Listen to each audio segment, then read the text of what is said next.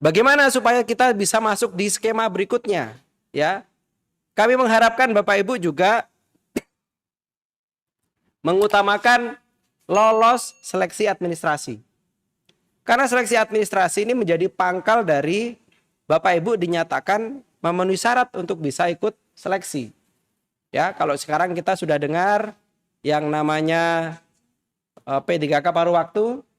P3K paruh waktu bisa kita pertimbangkan bagi orang yang berhasil mengikuti seleksi.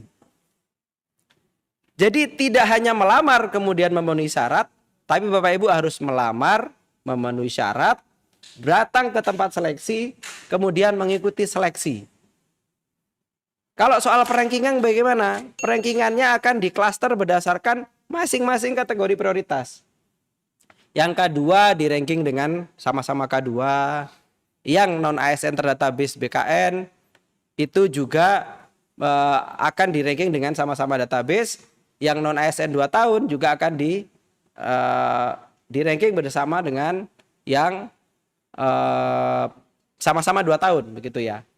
Jadi ini adalah tugas kami, tugas BKD adalah mengantarkan Bapak Ibu sampai dengan di meja seleksi P3K.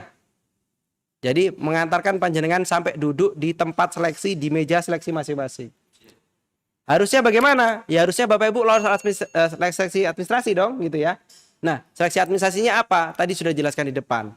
Ada kualifikasi pendidikan, ada yang namanya surat keterangan pengalaman bekerja 2 tahun, dan yang ketiga surat pengalaman aktif bekerja di instansi saat ini tempat yang bersangkutan melamar.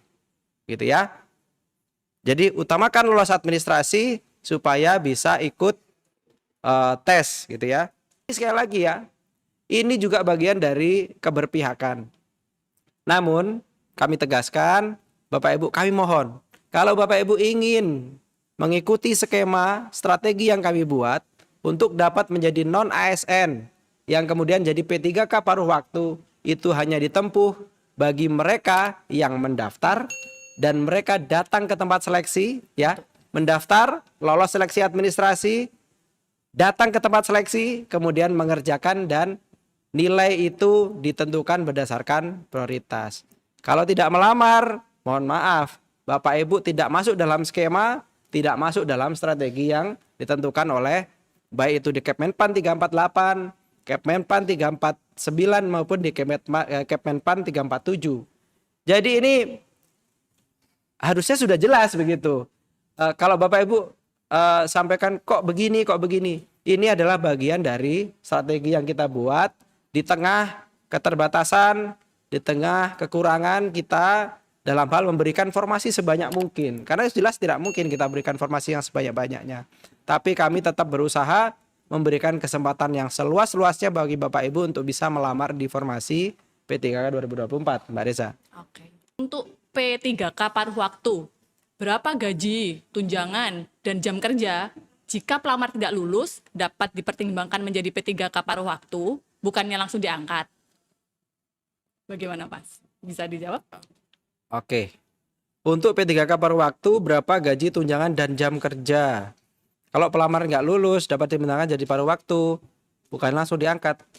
Gini, ketentuan berkaitan dengan paruh waktu dan lain-lain itu Bapak Ibu ini dibahas di banyak kesempatan. Namun secara kebijakan itu memang hanya ada ketentuan dipertimbangkan. Karena untuk dapat diangkat menjadi paruh waktu itu banyak hal. Salah satunya adalah yang paling dominan itu adalah tersedianya anggaran untuk penggajian. Ya, anggaran untuk penggajian. Sehingga tidak ada yang namanya langsung otomatis, tidak ada. Ya, kalau kita ngomong langsung otomatis mestinya semuanya aja jadi paruh waktu, nggak usah ikut seleksi, nggak usah daftar segala macam.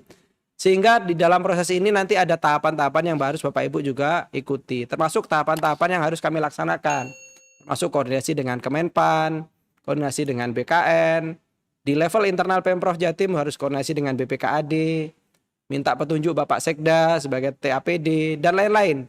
Artinya tidak ada yang langsung diangkat secara otomatis, melainkan dipertimbangkan dengan syarat dan ketentuan yang berlaku.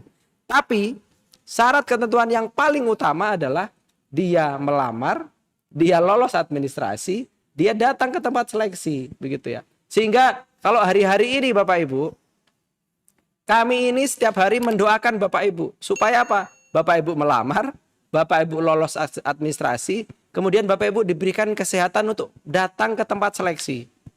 Kita masih belum simulasikan kalau orangnya lolos administrasi ternyata begitu ya.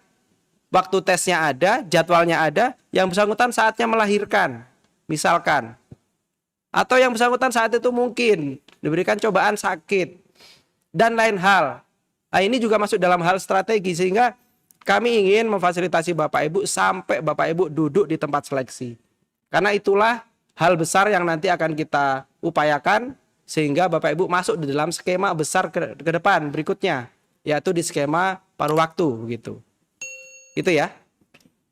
Baik, pertanyaannya sudah dijawab nggih. Berarti tidak diangkat langsung, melainkan menunggu sistematikanya. Ya.